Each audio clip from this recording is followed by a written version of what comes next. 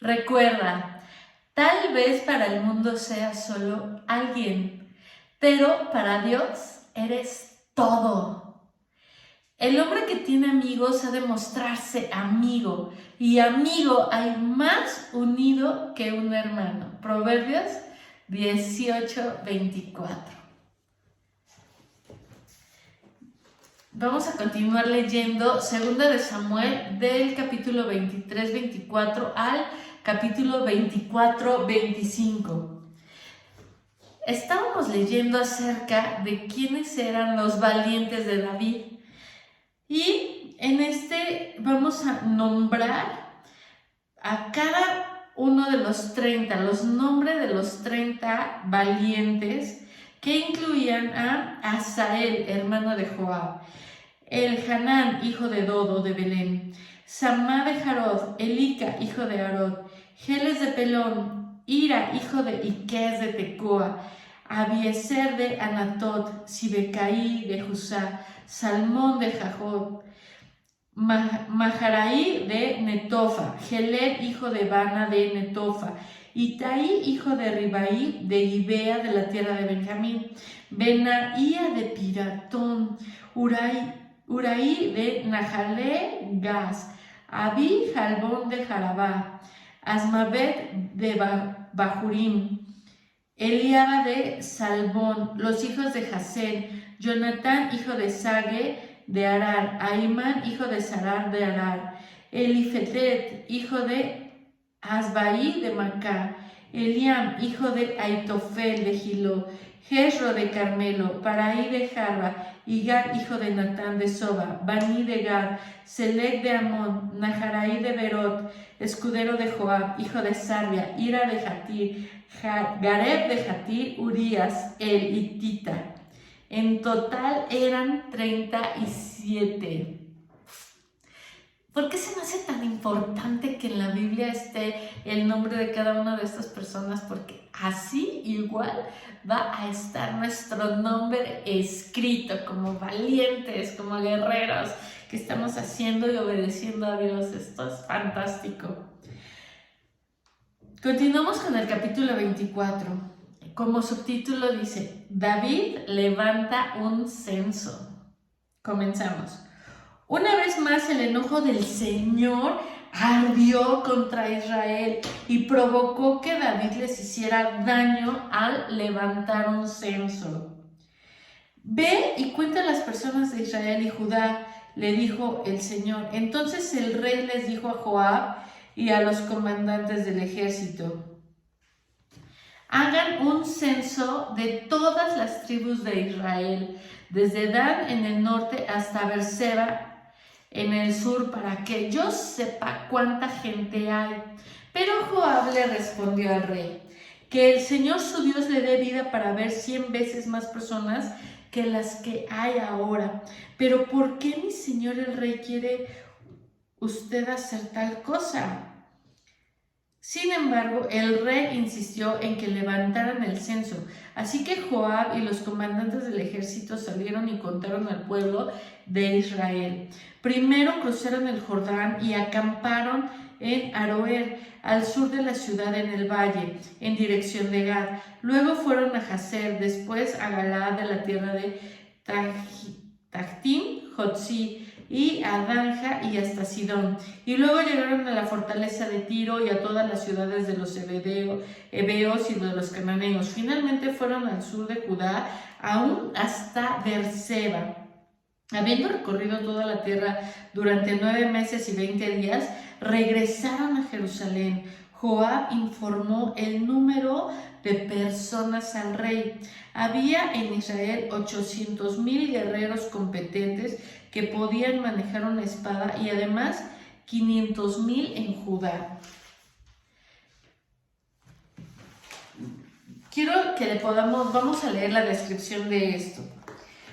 La descripción del versículo 24 es: ¿provocó Dios a David para que pecara? Dios no provoca a nadie a pecar, pero sí permite que los pecadores revelen el pecado de su corazón por medio de sus acciones. Dios le presentó a David la oportunidad con el fin de tratar con una desastrosa tendencia nacional y quería que este deseo se hiciera evidente. En 1 de Crónicas 21:1 leemos que Satanás incitó a David a que lo hiciera.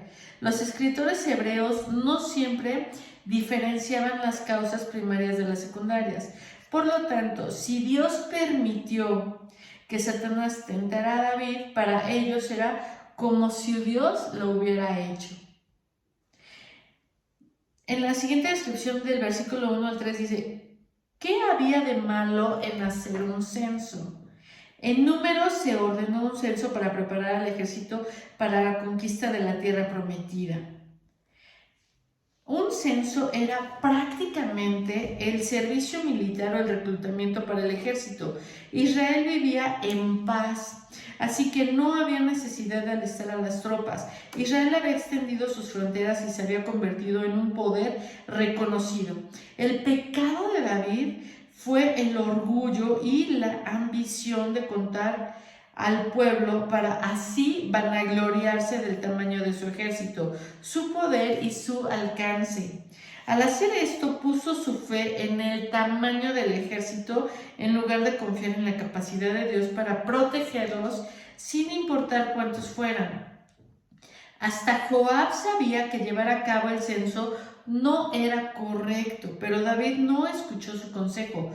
Nosotros pecamos de una manera similar cuando depositamos nuestra seguridad en el dinero, en las posesiones o en el poder de nuestra nación. Así que bueno, ¿qué tenía de malo? Solamente era esta parte, poner las cosas antes que a Dios. Cuando nuestro corazón, Dios lo que ve es el corazón de cada uno de nosotros. Entonces, en este caso, David dice, el pecado de David fue el orgullo y la ambición de contar al pueblo para así vanagloriarse del tamaño de su ejército, su poder y su alcance.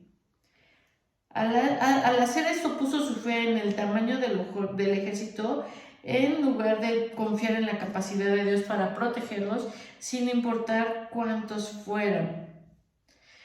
Nosotros, vamos a subrayar esto donde dice, nosotros pecamos de una manera similar cuando depositamos nuestra seguridad en el dinero o en las posiciones o en el poder de nuestra nación.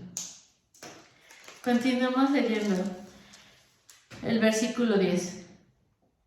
Pero después de haber levantado el censo a David, le comenzó a remorder la conciencia y le dijo al Señor, he pecado grandemente por haber hecho este censo. Señor, te ruego que perdones mi culpa por haber cometido esta tontería. A la mañana siguiente, la palabra del Señor vino al profeta Gad, quien era el vidente de David, y le dio este mensaje. Ve y dile a David, esto dice el Señor, te doy 3 opciones, escoge uno de estos castigos y yo te lo impondré. De modo que Gad fue a ver a David y le preguntó, ¿vas a elegir 3 años de hambre en toda la tierra o 3 meses de huir de tus enemigos o 3 días de una terrible plaga por todo el país? Piénsalo bien y decide qué respuesta debo darle al Señor que me envió.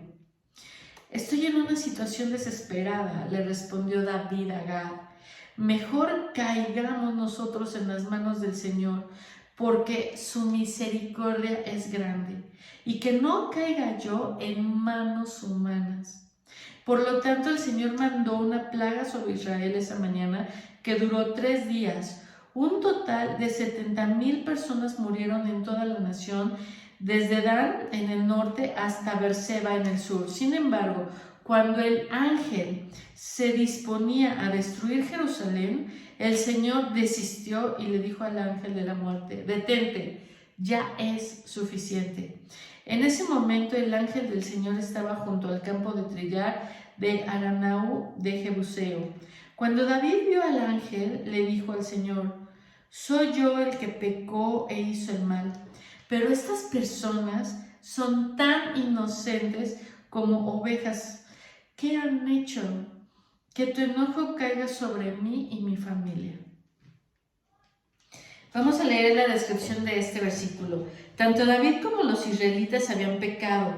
El pecado de David fue la soberbia, pero la Biblia no dice por qué Dios estaba enojado con el pueblo. Pudo haber sido por el apoyo que le dieron en las rebeliones de Absalón y Seba, o quizá porque confiaron su seguridad en el ejército y en la prosperidad financiera en vez de en Dios. ¿Qué pasó con David? Dios lidió con toda la nación de Israel a través de David. Ejemplificó el pecado de todos ellos, el orgullo. Dios le dio a David 3 alternativas. Cada una era un tipo de castigo de Dios, que Dios les había dicho que experimentarían. Si desobedecían sus leyes, enfermedad, hambre o guerra. David escogió sabiamente la forma de castigo que provenía más directamente de Dios. Sabía lo malo y cruel que podían ser los humanos en la guerra y además conocían la gran misericordia de Dios. Cuando usted caiga en un gran pecado, vuélvase a Dios. Recibir su castigo es la mejor opción. Vamos a subrayar esto. Cuando caigamos en pecado como fue esto, es mejor caer en manos de Dios conociendo que Él es misericordioso y nos va, por supuesto, a sacar de cualquier error que hayamos cometido. No va a permitir que sus hijos amados que somos caigamos más de lo que podamos soportar.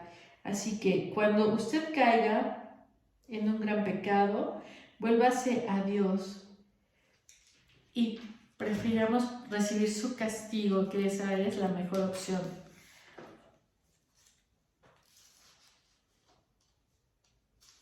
Y hasta aquí quedamos el día de hoy. Terminamos lo que es Segunda de Reyes y vemos cómo David, su vida fue literalmente, pues como todos nosotros, a veces nos equivocamos, muchas veces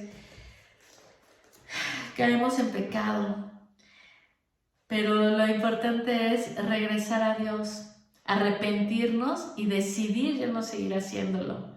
Saber que Dios es el Hijo que ama, disciplina. Y si Dios te ama, confía en Él, en que todas las cosas te sirven para bien si tú amas a Dios. Porque aquí dice, todas las cosas nos sirven para bien a quienes amamos a Dios. Y hoy yo te digo, vamos a orar de esta manera. Señor, yo te doy gracias por este día precioso.